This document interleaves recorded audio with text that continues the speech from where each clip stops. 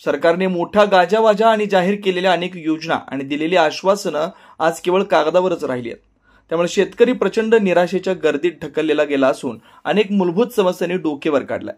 याबद्दल तीव्र संताप व्यक्त करत उद्धव बाळासाहेब ठाकरे शिवसेना पक्षाच्या वतीनं औंढा नागनाथ तहसीलदार यांच्या मार्फत मुख्यमंत्री देवेंद्र फडणवीस, उपमुख्यमंत्री एकनाथ शिंदे, उपमुख्यमंत्री अजित पवार यांना निवेदन देण्यात आलं।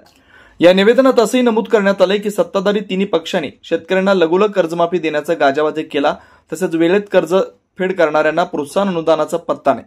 सरकारने सरड्याला लाजवेल इतका वेगानं रंग बदललाय।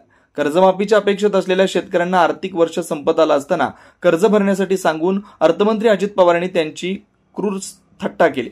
याचाच परिणाम म्हणून गेल्या 7 महिन्यात राज्यात 1000 पेक्षा अधिक शेतकऱ्यांनी मृत्यूला कवटाळले। शेतकऱ्यांच्या मार्फत राज्याच्या तिजोरीत जाणारा जीएसटी अनुदान स्वरूपात शेतकऱ्यांना परत करण्याच्या बाता मारल्या, मात्र जीएसटी अध्यक्ष शेतकऱ्यांच्या वाट्याला आलाच नाही। अशा पद्धतीचं निवेदन उद्धव बाळासाहेब ठाकरे शिवसेनेच्या औंढा नागनाथ तालुक्यातील पदाधिकाऱ्यांच्या वतीनं औंढा नागनाथ येथील तहसीलदार यांना देण्यात आलं। या निवेदनावर ज्ञानेश्वर उर्फ माऊली झटे, गणेश देशमुख, सुनील खंडागळे, अनिल शिंदे, बबन इघारे, नवनाथ पाटील कुरे यांच्यासह अनेकांच्या निवेदनावर स्वाक्षऱ्या आहेत।